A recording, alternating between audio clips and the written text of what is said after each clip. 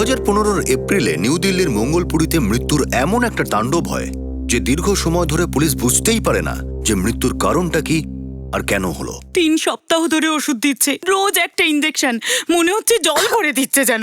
10,000 টাকা খরচ হয়ে গেল ওই ডাক্তারের ওপর। প্রথমে দুজনকে বদলালে, তারপরে এই ডাক্তারকেও দেখলে। আমি বলছি যে কোনো বড় হাসপাতালে নিয়ে চলো না, হয়তো ঠিক হয়ে যাবে। ওখানে কিচ্ছু হবে না। এখানে তো 10 লাগলো, ওখানে 50 লাগবে। আমি কিছু একটা ভাবছি। এর মুখটা তো দেখো, শুকিয়ে গেছে, অর্ধেক হয়ে গেছে।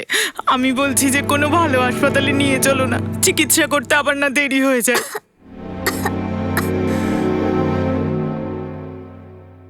আরে দাদা, একটা স্পেশাল পান বানাও তো। আরে জনার্দন, ছেলের খবর কি? আমি বুঝতে পারছি না কি হয়েছে, ঠিকই হচ্ছে না। ওষুধ পথ্যি ইনজেকশন সবই তো হয়েছে, কিচ্ছু লাভ হলো না। আমার মনে হচ্ছে কেউ কিছু করেছে। তার মানে? এদিকে এসো, এদিকে এসো।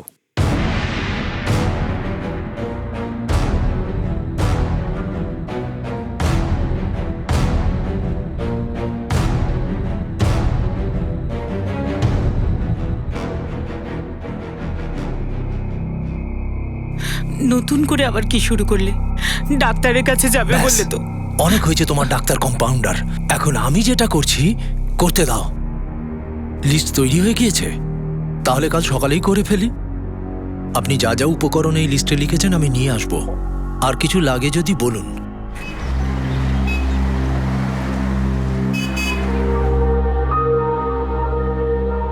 আরে একটু আস্তে আস্তে খা না বাবা। আরে মা, খাচ্ছি তো নাকি? তুমি না কোনোদিনও বুঝবে না।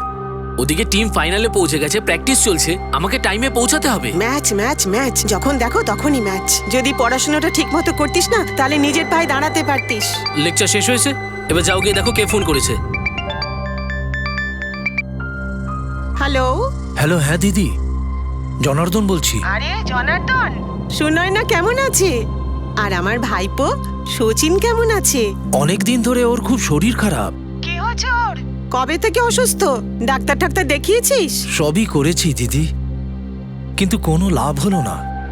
দিদি, আজ আমি বাড়িতে একটা পুজো করাচ্ছি, সবাইকে ডেকেছি, পবন, কুন্তি সবাই আসছে। দিদি তুমিও এসো, এসে আশীর্বাদ দিয়ে যাও আমার ছেলেটাকে। আমরা আসছি, খুব তাড়াতাড়ি আসছি। তুই তো ভালো করেই জানিস যে সচিনকে আমি কতটা ভালোবাসি। আমরা এক্ষুনি আসছি। মা আমি আসছি। এই দাঁড়া, কোথায় যাচ্ছিস? আরে মা, আমার ওদিকে ফাইনাল ম্যাচ আছে, ওদিকে প্র্যাকটিস চলছে, আমাকে যেতে হবে ওখানে। আরে শুনতে পেলি না? সচিনের খুব শরীর খারাপ, ওখানে পুজো হচ্ছে আজকে। আরে আমি ওখানে গিয়ে করবোটা কি? ফাইনাল ম্যাচ রয়েছে, ওখানে যাওয়াটা খুব জরুরি। একটা কাজ করো না, আরে তুমি চলে যাও যাওয়াটা না। তো খুব দরকার, ও তো তোর মামা তো ভাই। আচ্ছা ঠিক আছে, তুই না যেতে চাস তো যাস না। তুই অন্তত আমাকে বাস স্ট্যান্ড পর্যন্ত তো ছেড়ে আয়। চলো তাড়াতাড়ি চলো।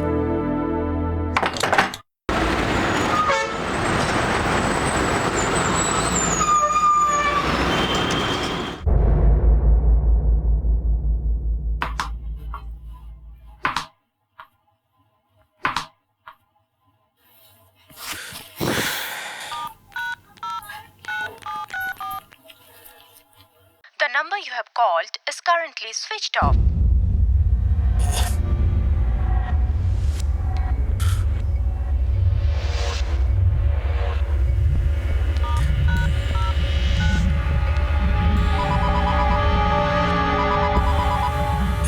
এরা ফোনটা তুলছে না কেন? কিরে, আজ খেলতে যাবি না নাকি? আচ্ছা, কালকের ম্যাচ দেখেছিস তুই? বিরাট কোহলি কি সেঞ্চুরি করলো। তুই না নিজে কমেন্ট্রিটা বন্ধ কর। মায়েরও যে কি যে হয়ে যায় না। একে তো ফোনটা সুইচ অফ, তাও আবার ফোনও করছে না। যখন ফ্রি হয়ে যাবে তখন তোকে ফোন করবে। আরে ভাই, মা বাড়ি থেকে গেছে 3 দিন হয়ে গেল, ফোনটা সুইচ অফ বলছে, না তো ফোন করছে। মামাকে ফোন করেছিস তুই? মামার তো ফোনে রিং হচ্ছে, কিন্তু ফোনটা তুলছে না। জানি না এই লোকগুলো ফোন কেন রাখে যখন ফোনটা ধরবেই না। মনে হচ্ছে এখন আমাকে গিয়ে দেখে আসতে হবে যে ব্যাপারটা কি।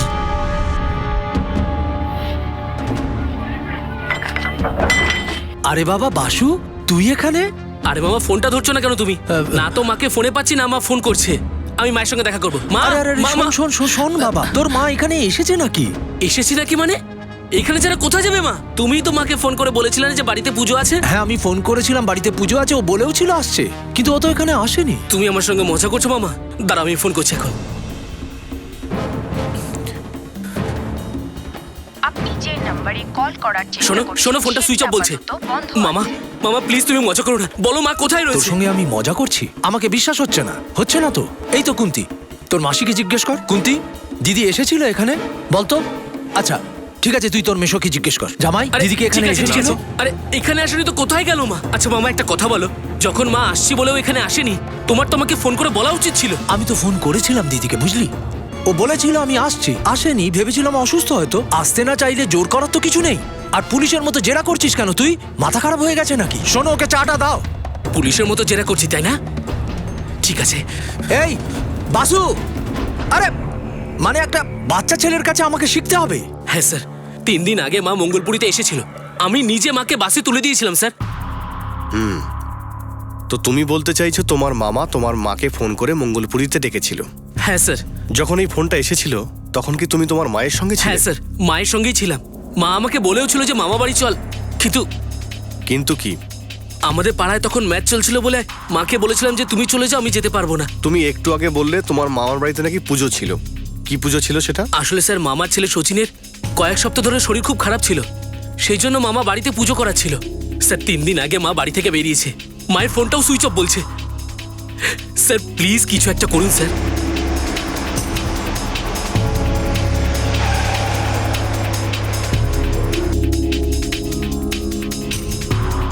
এই কি তোমার মামা?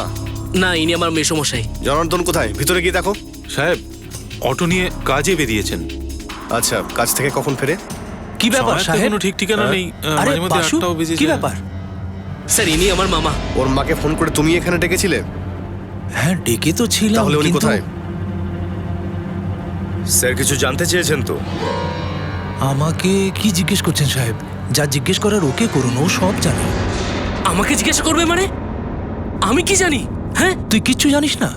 আমার দিদির জীবনটা শেষ করে দিয়ে তারপর এখন বলছিস কিচ্ছু জানিস না? খালি ফ্যাপা করে ঘুরে বেড়ায়, না পড়াশুনো করে না কিছু।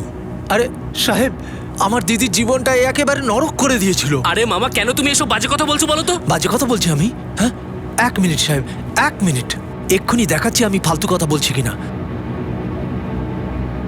এই যে দেখুন সাহেব, ওর মা এতে কি লিখেছে দেখুন। কি এটা চিঠি?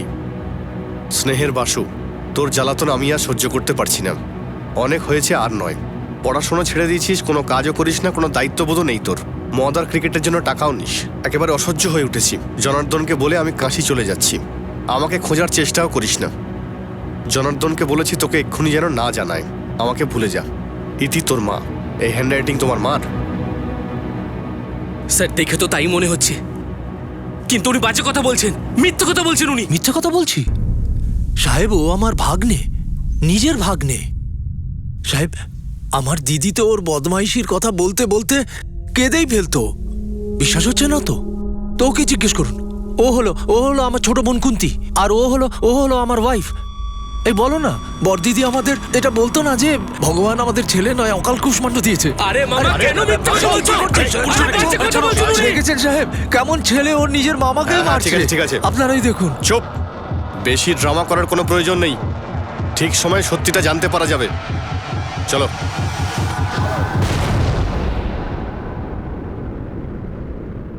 বাসুদেবের জন্য তার মা চলে গেল, নাকি মামা তার বোনকে কুসন্তানের থেকে মুক্তি দিল, আর নাকি এই সব কিছুর পিছনে একটা গভীর ষড়যন্ত্র ছিল? যদিও বাসু তার মায়ের কাশি যাওয়ার কথা আর নিজের খারাপ হয়ে যাওয়ার বিষয়ে একেবারেই মানতে রাজি নয়।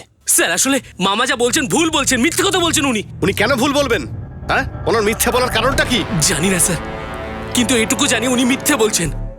স্যার আজ পর্যন্ত আমি কারোর সঙ্গে কোনো ঝগড়া করিনি। আমাকে ভাসানো হচ্ছে স্যার। মা আমাকে খুব ভালোবাসেন। মামা মিথ্যে কথা বলছেন, উনি ভুল বলছেন স্যার। আপনি যদি চান তাহলে আমাদের পাড়ায় যে কাউকে জিজ্ঞাসা করতে পারেন, কিংবা আমাদের এরিয়া থানাতেও খোঁজ নিতে পারেন। আমার নামে কোনো অভিযোগ বা কমপ্লেন ওখানে পাবেন না। কিন্তু তোমার মামা মিথ্যে কেন বলবে?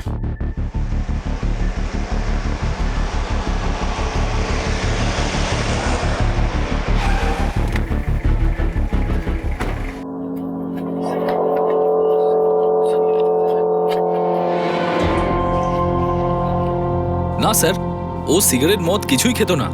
হ্যাঁ, পড়াশোনাটা করতো না, কিন্তু ক্রিকেটটা খুব ভালো খেলতো। ওর সঙ্গে ওর মায়ের কি প্রায় ঝগড়াঝাটি হতো?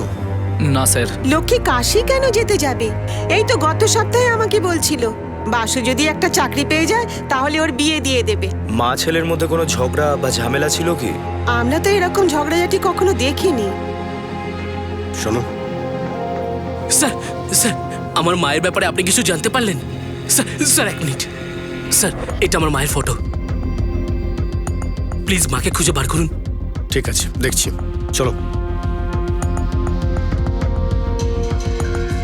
গাড়ি মঙ্গলপুরের দিকে নিয়ে চলো। মঙ্গলপুরে? আমাদের মঙ্গলপুরিতে জিজ্ঞাসাবাদ করতে হবে, যেখানে ওই মহিলা ওনার ভাই জনার্দনের বাড়িতে গিয়েছিল। ওখানে গিয়ে আমাদের এটা জানতে হবে যে ভাই বোনের মধ্যে কোনো ঝামেলা হয়েছিল কিনা বা কোনো কথা কাটাকাটি হয়েছিল কিনা।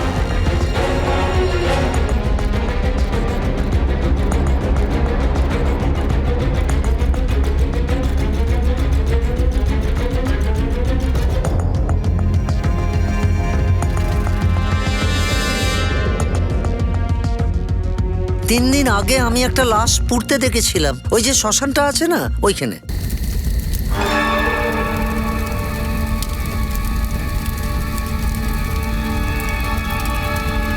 লাশ পুড়তে দেখেছিলে? তো তাহলে আবার কি স্যার, সূর্য ডোবার পরে কেউ লাশ পোড়ায় নাকি?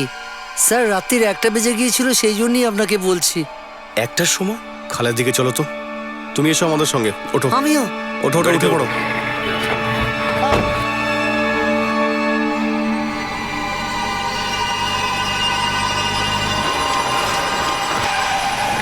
কি হয়েছে স্যার? তুমি এখানকার ইনচার্জ? হ্যাঁ স্যার। এখানে 3 দিন আগে রাতে তুমি কোনো লাশ পুড়িয়েছিলে? হ্যাঁ স্যার, পুড়িয়েছিলাম। কার নাম তো জানা নেই স্যার, কিন্তু ওই যে অটো ড্রাইভার আছে না জনার্দন, ও কাউকে নিয়ে এসেছিল পোড়ানোর জন্য। আমি ঘুমোচ্ছিলাম স্যার, আর যখন বাইরে আসলাম তখন দেখলাম লাশ পুড়তে শুরু করেছে, আর ওনার সাথে কিছু লোকজনও ছিল। কটা বাজে তখন? তা প্রায় রাত 1টা হবে। এত রাতে কি তোমরা লাশ পোড়াও? পোড়াই তো না স্যার, কিন্তু কোনো বারণও নেই। লাশ কাট ছিল? জানি না স্যার, যখন আমি আসলাম তখন দেখলাম একটা লাশ ততক্ষণে পুড়ছে, আর এই ছাই ওই লাশটারই।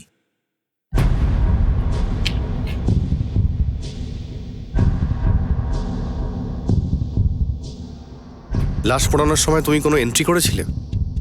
স্যার আসলে আমি ঘুমোচ্ছিলাম, তাই কাগজপত্র পরে করেছি। কোনো ডেথ সার্টিফিকেট দিয়েছিল ওরা? আমার শরীরটা খারাপ শরীর খারাপ ছিল না মদ খেয়েছিলি? এটাকে গাড়িতে তোলো, নিয়ে যাও একে। আরে স্যার, আমি কি করেছি স্যার? এই ছাইয়ের স্যাম্পল ফরেন্সিকে পাঠাও। Okay sir. আর জনার্দন বাসুকে থানায় ডাকো। Okay sir. সাহেব আমি বললাম তো। বাজে গল্প শোনানো বন্ধ কর, আর বল সেই রাতে কার লাশ পুড়িয়েছিলি? সাহেব কার লাশ? আমার দিদির। এবার তোর মনে পড়েছে?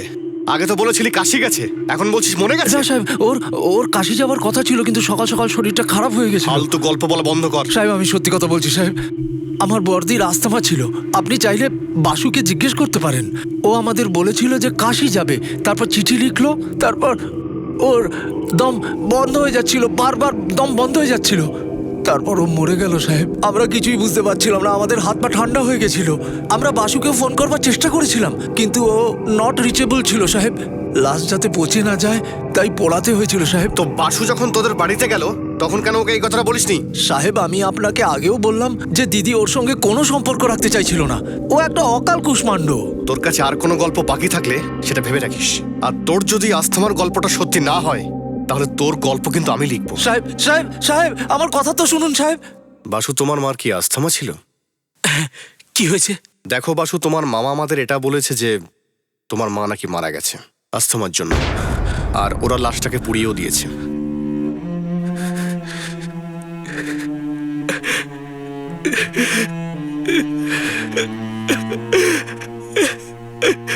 না স্যার, আমার মা মারা যেতে পারে না স্যার। মায়ের অ্যাস্থামা ছিল স্যার, আর সেটা চিকিৎসাও চলছিল, কিন্তু মায়ের অবস্থা এতটাও খারাপ ছিল না যে মা মারা যাবে স্যার। আমার মা মারা যেতে পারে না।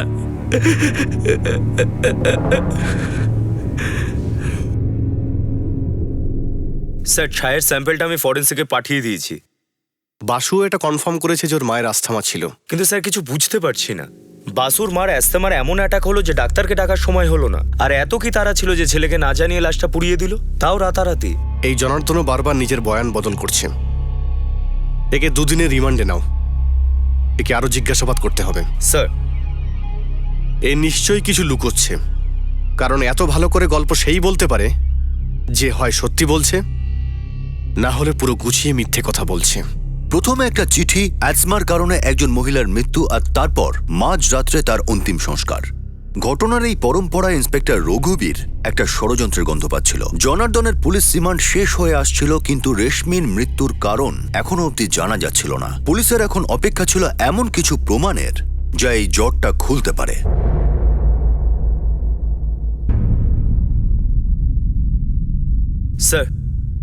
স্যার এই জনার্দনকে কি করব? রিমান্ড পুরো হয়ে গেছে ওর। আর কিছু বললো? না স্যার, ওর ওই পুরনো স্টেটমেন্টই আউড়ে যাচ্ছে। ওর দিদির নাকি শ্বাসকষ্ট ছিল, বমি হয়েছিল, এই সবই। যেতে দাও ওকে, কিন্তু ওর উপর নজর রাখো। আমার সন্দেহ হচ্ছে এখানে কোনো বড় খেলা চলছে, আর এটাও হতে পারে এখান থেকেও বাইরে গেলে আমরা কোনো প্রমাণ পেতে পারি। যেতে দাও। স্যার,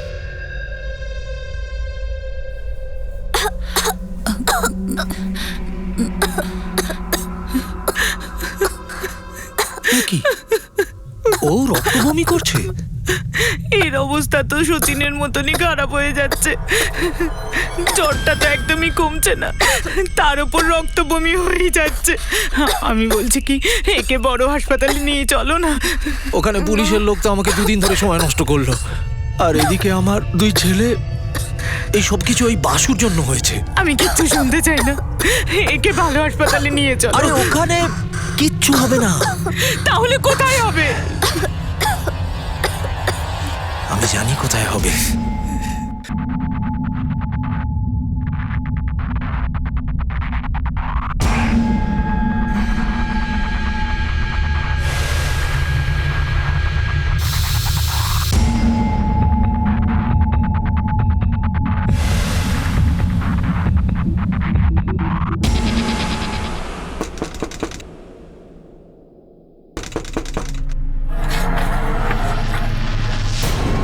আরে জয়া দিদি, কাল সকালে একটা পুজো আছে, আপনি আসবেন কিন্তু, ঠিক আছে?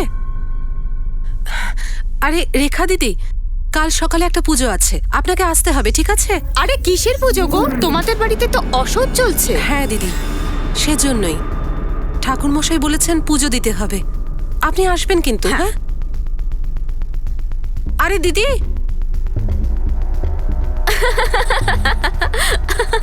আরে আরে আরে আরে আরে আমার সোনা। ও তুমি? রত্না দিদি, কালকে সকালে একটা পুজো আছে। ও তাই? আপনি কিন্তু যাবেন, আর এখান থেকে সবাই যাচ্ছে। কিসের পুজো হচ্ছে? আসলে দিদি মারা গেছেন তো, তাই ওনার আত্মার শান্তির জন্য। ঠিক আছে ঠিক আছে, আসবো। জনার্দনের স্ত্রী বারবার বড় হাসপাতাল আর মডার্ন চিকিৎসার কথা বলে চলেছিল, কিন্তু জনার্দন নিজের জেদ আর অন্ধবিশ্বাসের বাইরে কিছু ভাবতেই পারছিল না। স্যার, এটা ওই ছায়ের ফরেন্সিক রিপোর্ট যা আমরা শ্মশান থেকে নিয়েছিলাম।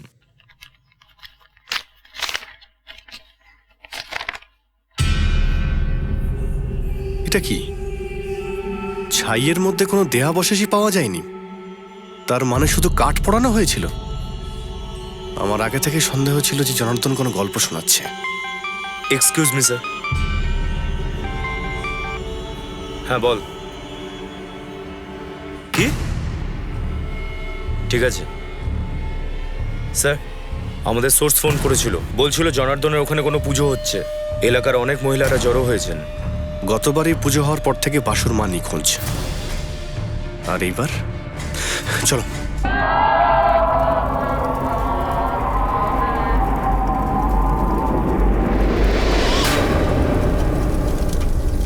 সবার মাথায় লাগিয়ে দাও। ঠিক আছে ঠাকুর মশাই।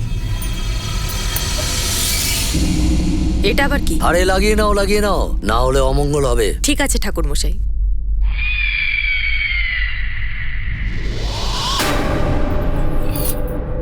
দাও, আমি সবাইকে লাগিয়ে দিচ্ছি।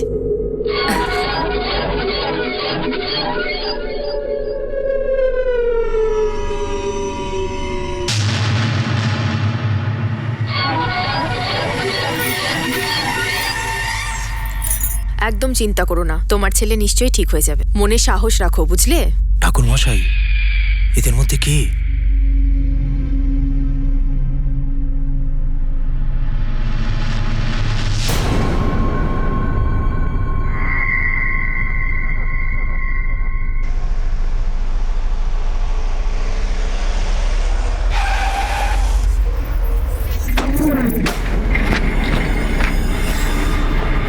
শাটার তোলো, চলো।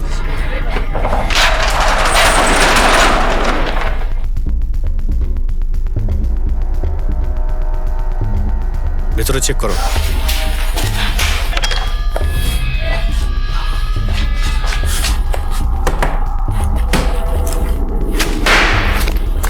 স্যার স্যার কিছু পাওয়া যায়নি স্যার।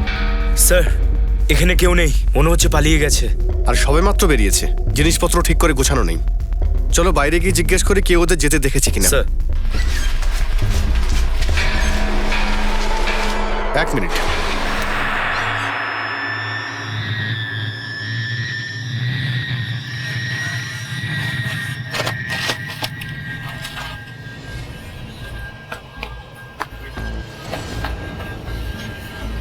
এই জায়গাটা দেখেছো? এই পুরো উঠোনটা সিমেন্টের, কংক্রিট করা। আর এই জায়গাটা মনে হচ্ছে সবেমাত্র খুঁড়ে ভরাট করা হয়েছে। খোঁড়াও এই জায়গাটা।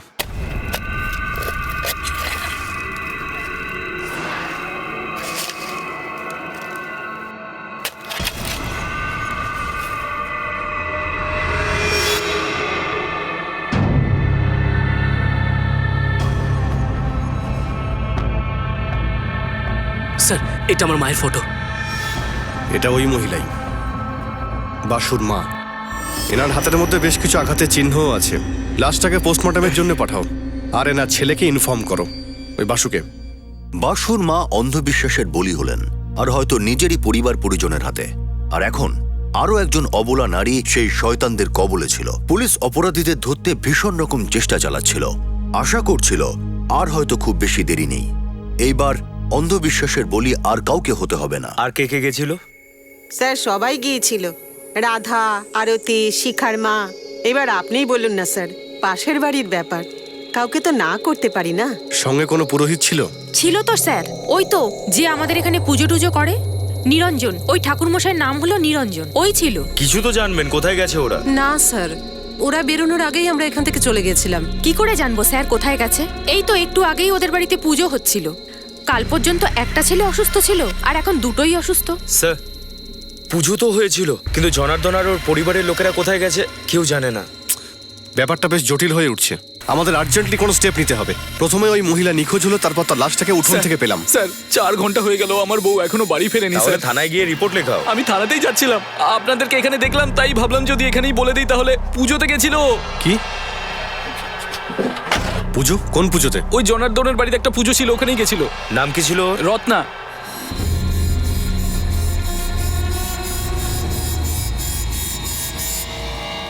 নিরঞ্জন পুরোহিত।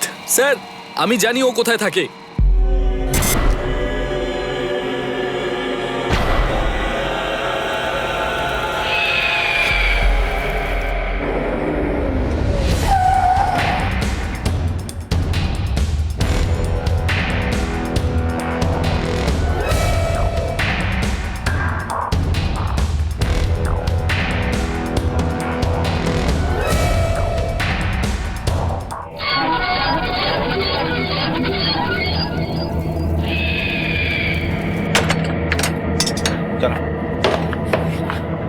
ওদিকটা চেক করো, ওদিকটা।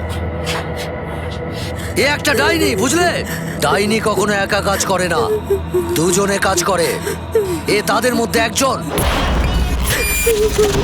আগে এর চিকিৎসা করো।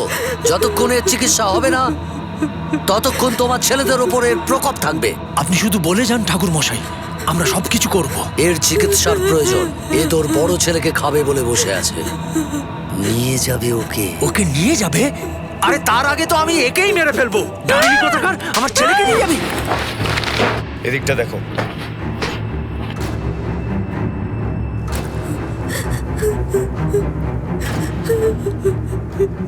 আমি কিচ্ছু করিনি, আমি কিচ্ছু করিনি, আমি কিচ্ছু করিনি। আমি ডাইনি নই, আমি ডাইনি নই।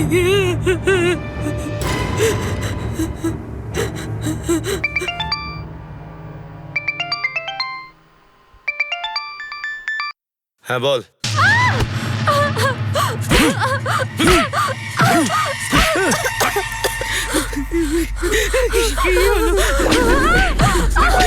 স্যার আমাদের সোর্স ফোন করেছিল।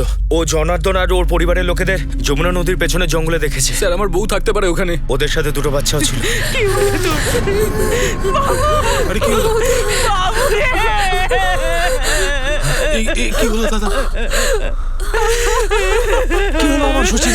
এই বাবা, সচিন কি হলো? কি হলো? ওকে অন্তত শোভনকে তো বাঁচাও। যতক্ষণ ওর জুড়িদার বেঁচে থাকবে মৃত্যু তো হবেই, প্রাণ তো যাবেই।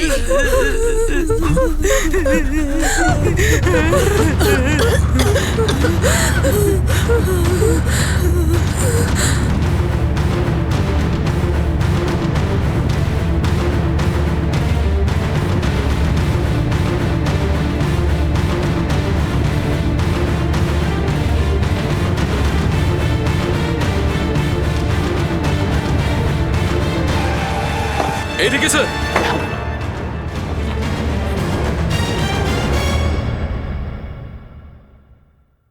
রত্না, রত্না, রত্না, রত্না। 1 মিনিট, বেঁচে আছে স্যার, এখনো নিঃশ্বাস পড়ছে। এ তো মরে গেছে। অ্যাম্বুলেন্স ডাকো আর আশেপাশে সমস্ত এলাকায় তল্লাশি করো তাড়াতাড়ি। কি দেখেছিস তুই? যতক্ষণ ওর জুড়িদার বেঁচে থাকবে মৃত্যু তো হবেই। আমি ছাড়বো না তোকে।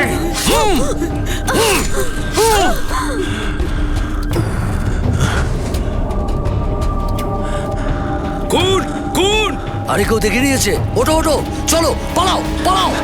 চলো এখান থেকে, ওঠো। আরে চলো চলো ছাড়ো এখান থেকে, যাবো না, চলো, আমার চলো, ছেলেকে তাড়াতাড়ি চলো। চলে এসো। আমার সোনা, আমার চলো, চলো। সোনা, সচিন। যখন আমি আপনাকে ফোন করছিলাম তখনই হঠাৎ দেখলাম যে ওরা দূরে ওই জঙ্গলের দিকে পালাচ্ছে।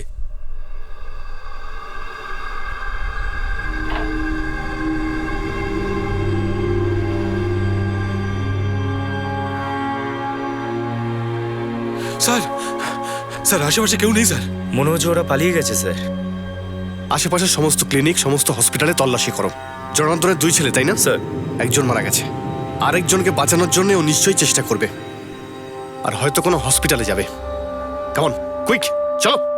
ঠিক সময় পুলিশের তৎপরতায় রত্নাকে সময় থাকতেই হাসপাতালে পৌঁছানো গেছে, আর জনার্দন তার স্ত্রী আর একমাত্র জীবিত সন্তানকে নিয়ে পালিয়েছে। সে এতটাই বিবেকহীন হয়ে পড়েছিল যে তার 8 বছরের সন্তানের লাশটাও সেখানে ফেলে রেখে গেল। আর এদিকে পুলিশ তার জন্য চারদিকে রেড অ্যালার্ট জারি করে দেয়।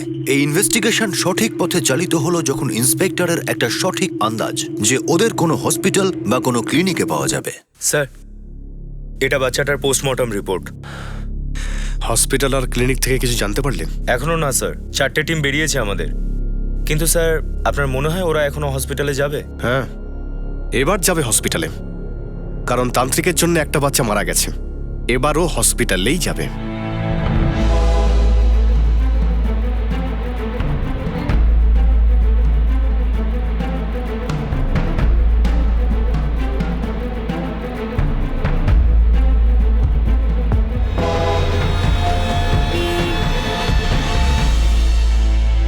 সিস্টার, সিস্টার দেখুন না, আমার ছেলেটার খুব শরীর খারাপ। আপনি ডাক্তারবাবুকে বলুন না, উনি যেন এক্ষুনি এসে ডক্টর নেই দেখে যান। এখন, আপনার পরে আসবেন। পরে আসবো মানে নাকি? কখন? যখন আমার ছেলেটা মরে যাবে তখন। সিস্টার, ডাক্তারকে ডাকুন না, দেখুন না বাচ্চাটা কষ্ট পাচ্ছে। কি হচ্ছে? সিস্টার, চেঁচামেচি হচ্ছে কেন এখানে? দেখুন না। আপনারা জানেন না এটা হসপিটাল? আমার ছেলেটার অবস্থা খুব খারাপ। ঠিক আছে, ওখানে শোন।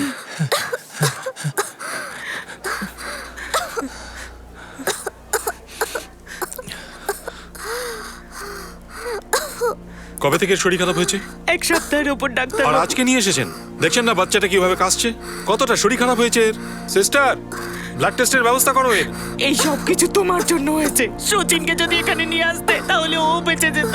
তান্ত্রিকের চক্করে সব শেষ হয়ে গেল। বর্দি, রত্না, আমি নিজেকে কখনো ক্ষমা করতে পারবো না। তোমার মাথা খারাপ হয়েছে, চুপ করো। হ্যাঁ, মাথা খারাপ হয়ে গেছে। এত সবকিছু হওয়ার পর কি করে মাথা ঠিক থাকবে? ঠিক বলেছেন উনি, মাথা একদমই ঠিক থাকে না। নিয়ে চলো এদের সবাইকে, নিয়ে যাও। আমার ছেলেটা হসপিটালে আছে। সাহেব, আমি সবকিছু বলছি সাহেব, কিন্তু একটা অনুরোধ আছে। আমার ছেলে সোহামকে হসপিটাল থেকে এখানে আনবেন না, তাহলে ও মরে যাবে সাহেব। বাবা হওয়ার মিথ্যে নাটক আমার সামনে করিস না। যদি তোর ছেলের জন্য এতই চিন্তা থাকতো তাহলে তোর ওই ছেলেটাকে হসপিটালে কেন নিয়ে গেলি না? হ্যাঁ, তান্ত্রিকের কাছে কেন গিয়েছিলি? সব সত্যি কথা বল আমাকে। বলছি সাহেব, সবকিছু বলছি। আমার ছোট ছেলে সচিনের অনেক দিন ধরেই শরীর খারাপ ছিল সাহেব। বাড়ির পাশের একটা ডাক্তারকে দেখিয়েও ছিলাম। ওষুধপত্র, ইঞ্জেকশন, স্যালাইন সবকিছু দেওয়া হয়েছিল, কিন্তু কোনো লাভ হয়নি। যদি ডাক্তারবাবুতে কোনো কাজ না হয় তাহলে কি করব বলুন? এই সময় আমার এক বন্ধু বলল, আমার ছেলেটাকে কেউ মনে হয় কিছু করে দিয়েছে। বিহার থেকে এসেছে তো? হ্যাঁ, তো তো কি ওখানে ডাইনি ঠাইনি কিছু থাকে না? হ্যাঁ, সে তো থাকে, কিন্তু এই দিল্লিতেও এসব। ওখানে ডাইনি থাকতে পারে, তাহলে এখানে থাকবে না কেন? ভূত, প্রেত, ডাইনি সব জায়গায় থাকে, আর এখানেও আছে। তবে তার চিকিৎসা কোনো ডাক্তার বা বৈদ্যের কাছে হয় না, কিন্তু এর জন্য একটা বিশেষ লোক থাকে যে ডাইনি ঝাড়ফুঁক করে আর তার দোষ কাটায়। এরকম একটা লোক আছে আমার কাছে। দাঁড়াও, ওর নাম্বারটা তোমায় দিচ্ছি, লোড করো। আরে ফোনটা বার করো। কিছু করে দিয়েছে মানে? স্যার, ওই কালো জাদু, আর ওই আমাকে তান্ত্রিকের নাম্বার দিয়েছিল সাহেব। তারপর তান্ত্রিক বলল,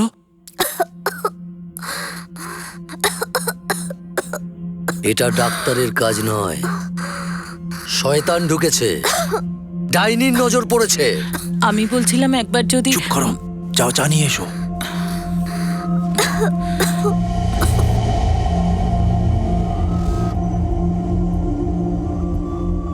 ডাইনি? কে ডাইনি? তোমাদের পরিবারেরই কেউ, বাচ্চাদের সঙ্গে মেলামেশা করে। একজন মহিলা বাচ্চাকে কিছু খাইয়ে দিয়েছে। তোমার 2 ছেলেকে দেখেও হিংসায় জ্বলে যায়। পেরেক পুঁতেছে তোমার বাড়ির ভেতর। এই জন্যই তো এসব হচ্ছে। ডাইনি, ডাইনি। তা কিছু করুন না ঠাকুর মশাই। আমি কি করব? সব তোমাকেই করতে হবে। তোমার ফ্যামিলির সবাইকে ডাকো, সবাইকে দেখবো, যজ্ঞ করব, আর টেনে বের করব ওকে, ডাইনিকে।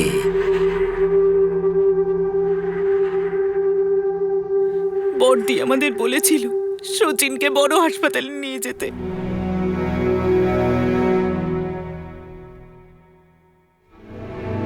না না শোনা বাবা, না, সব ঠিক হয়ে যাবে বাবা। এই বৌমা, তাড়াতাড়ি ওর ওষুধটা নিয়ে এসো। এই তো ও জলটা খাও। দেখতে পাচ্ছ তো কিরকম অবস্থা হয়েছে ওর। কবে থেকে বলছি ভালো হসপিটালে নিয়ে যাও ওকে, তোমরা তো কোনো কথাই শোনো না। বড়দি আমাদের বলেছিল সচিনকে বড় হাসপাতালে নিয়ে যেতে। আমি ওকে বলেছিলাম, বুঝিয়েছিলাম, কিন্তু ও যার চোখ করে।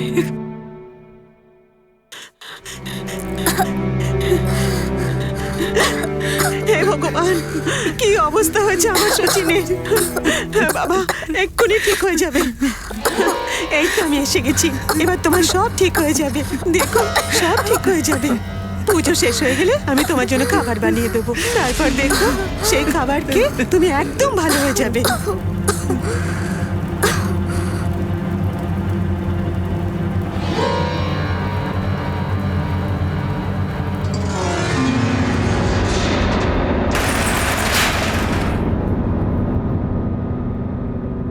আরে, শাটার নামিয়ে দিলি কেন?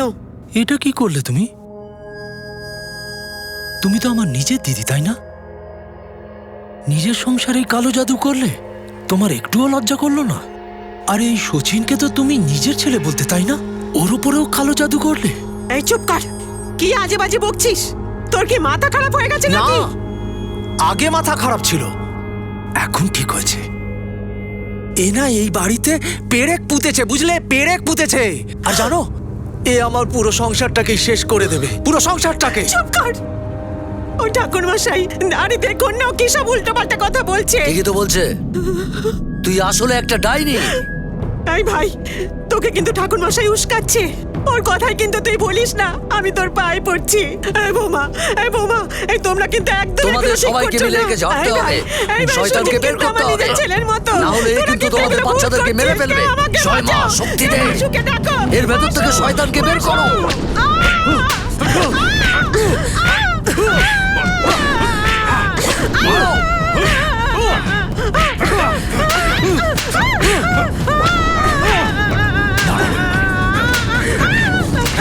তুই আমার সংসারটা শেষ করবি, আর তোকেই শেষ করে দেবো।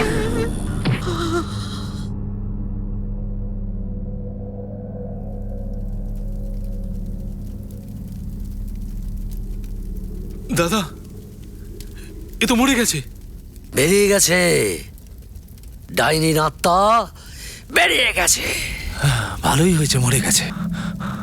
আরে আজও আমার ছেলের ক্ষতি করছিল, কালও তোমাদের ছেলেপুলের ক্ষতি করত। বেঁচে থেকে করতোটাই বা কি? এ একটা ডাইনি ছিল, বুঝলে, ডাইনি। ঠাকুর মশাই, এরপরে কি হবে? ওকে আজকে রাত্রে বাড়ির সামনে পুঁতে দেবে, 3 সপ্তাহ পর্যন্ত তর্পণ করবে, আর তারপরেই ডাইনির আত্মা বিলীন হবে চিরতরে।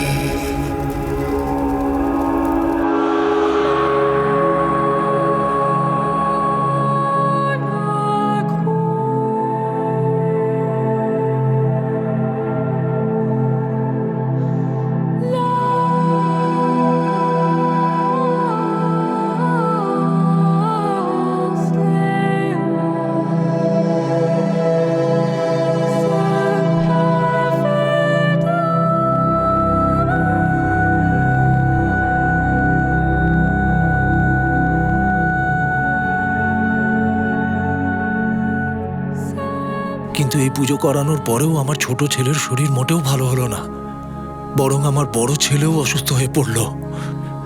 কিছুই বুঝতে পারছিলাম না। আবার তান্ত্রিকের কাছে গেলাম।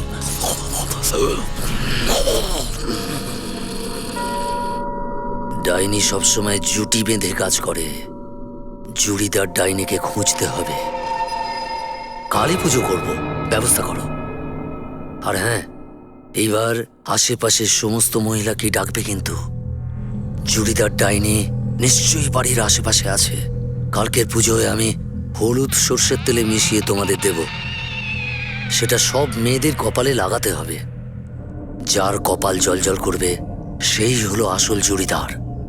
এই হলো জুড়িদার। সাহেব, বিরাট বড় ভুল করে ফেলেছি সাহেব। আমাদের এই কুসংস্কারের জন্য রত্নার মতো একটা নিষ্পাপ মহিলা মারা গেল। রত্না এখনো মরেনি, ও বেঁচে আছে, হসপিটালে আছে। আচ্ছা, এই গল্পটাতে আমি একটা কথা বুঝলাম না, বাসুর মায়ের হাতে লেখা ওই চিঠি, সেটা কোথা থেকে এলো? আমার আর বর্দির হাতের লেখা একেবারে একই রকম। ওই চিঠিটা আমি লিখেছিলাম। সাহেব, এই সব কিছু কিন্তু ওই ওঝার জন্যই হয়েছে। ওই আমাদের দিয়ে এসব করিয়েছে। এটা ওই তান্ত্রিকের জন্য হয়নি, এই সব কিছু তোমার জন্য হয়েছে। কুসংস্কারে কে বিশ্বাসী ছিল? তুমি। ওই ওঝাকে কে বিশ্বাস করেছিল? তুমি। ভালো করে ভেবে দেখো জনার্দন, ওই তান্ত্রিক কিন্তু নিজের হাতে একটাও খুন করেনি, যা করিয়েছে তোমাকে দিয়ে। তোমার ছেলে শচীন, তুমি জানো ওর কি হয়েছিল? টিবি। টিবি একটা সাধারণ রোগ, যেটা সহজেই ঠিক হয়ে যায়। এখন তো সরকারি হাসপাতালে এই রোগের বিনামূল্যে ওষুধও পাওয়া যায়। যদি তুমি ওকে ভালো ডাক্তারের কাছে নিয়ে যেতে, তাহলেও ঠিক হয়ে যেত। ওর মৃত্যুর জন্য দায়ী তুমি।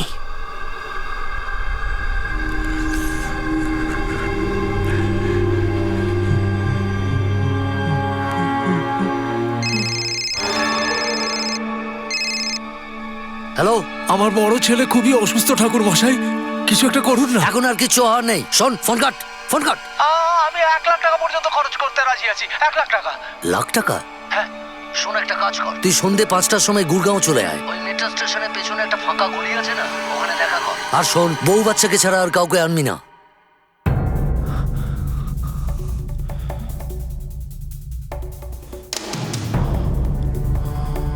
ঠাকুর মশাই। আরে কে, তোর বউ বাচ্চা কোথায়? মানে ওই ওরা হসপিটালে আছে তান্ত্রিক মশাই। এই ধরো, এই ধরো, তাড়াতাড়ি ধরো বলছি। ওরে,